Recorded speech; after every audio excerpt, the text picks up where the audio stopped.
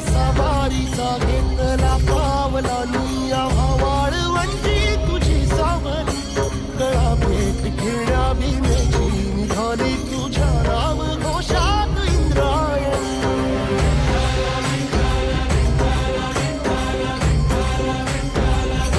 भिडे आसमंती ध्वजा वैष्णवांची उभी पंढरी आज नादावली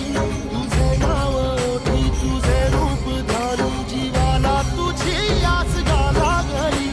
जरी बाप सारा